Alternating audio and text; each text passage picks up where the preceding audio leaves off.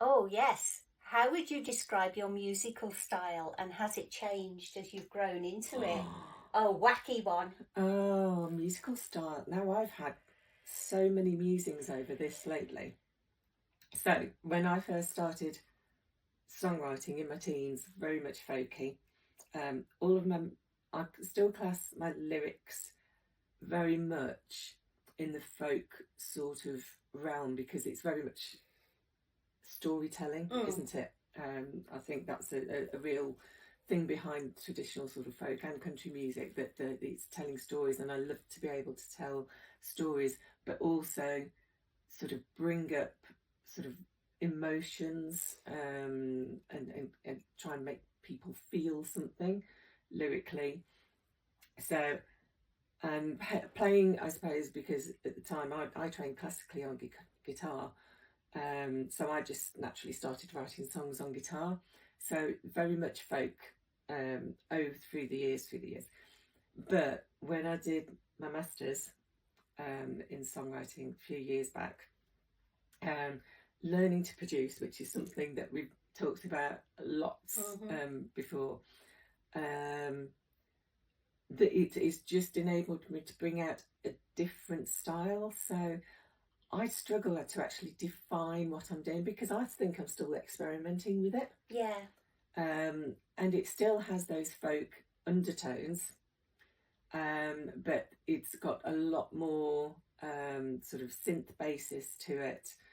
And almost I think it goes into a sort of art rocky type feel, but it's still got the underlying folk principles, the lyrically and that sort of thing behind it.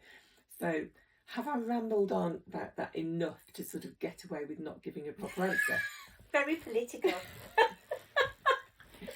And does that mean then I can hand it over to you and say, what do you reckon, Dot? Because this is going to be so much easier for you, though, isn't it? Well, I grew up listening to Irish music and Irish country music and country music, and that was a staple all the time. Yeah. And the radio was on, so it was all the chart hits. As my parents used to say, if only I could do my homework from school, Oh dear. the way that I knew all the songs in the charts. But there you go. And I think I've kind of stayed with country. Yeah. But I love my Irish country, but I like the gritty country music, that bit of that, that twang of country music. I love that. But a couple of my songs, I don't think you could class as country at all. Which ones? Well, they're not out there yet, but that one that I wrote about coercive control, I just walked away. That's definitely not country. And I had a conversation with somebody recently about this, about that I am predominantly country, but when I do open mic, there's a lot of 60s and 70s songs that we sing. Yeah. But then I've got the coercive control song, and what they were saying is that it's okay not to pigeonhole yourself into one genre,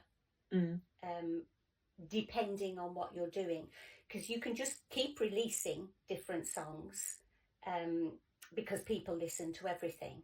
And they had found that when they were out there gigging, doing their own songs, they got very limited crowds because people didn't know them. Yeah. But when they sang cover songs, that's when they got the audience in. Yeah. And then once you had the bit of a following, I've rambled off now, you can then introduce your own songs. So, yeah, so I suppose I am at heart Irish and country, but I like to dabble in other genres as well. Yeah. And I would love, love, love to do a dance track. Oh, really? Yeah, absolutely. Because I love all that. Yeah. I think, yeah. Once dance queen this one. once I've mastered GarageBand, I'm going to have a go at seeing what I could do, and maybe kind of dance up Fade to Grey or something. Oh. Yeah. I've got lots of ideas of just like using little sequences of lyrics and putting it through like a trance thing. See the trance? That's trance. Is that trance? Is that how it goes? But so I've got these ideas just to experiment and explore with what we can do. And then this comes from the lady who stays up till about 4, 5, 6 in the morning dancing. On holidays only. She says that, but I think it's just a standard thing. I think she's just there in the kitchen till like 6 o'clock in the morning, raving away, pretending she's in Ibiza. Yeah, pretending, because I've not actually done that in Ibiza. But one day. One day. One day. It's on the bucket list. That big bucket list. Oh, yeah. Oh, we'll get there. Yeah. We'll get there. Eventually. Yeah. Yeah. But so I think we basically said then, haven't we? We're a bit of everything. I think people would probably agree with that. Yeah. And not just our music. No. But yeah, and I think you're right. I don't like the idea of being defined in one genre. No. And I think everything I read about promoting yourself as an artist is all about define your genre and make sure you stick to your genre and stuff. But I suppose if you're trying to make it big in the world and be the next Taylor Swift or whatever, then I suppose that's something that you have to do to a certain extent. But I think it can be easy to move away from your true self if you try and just think, I've got to stick to this, and just ignore everything else that tries to pop its way through. Exactly, and you can't do that. No.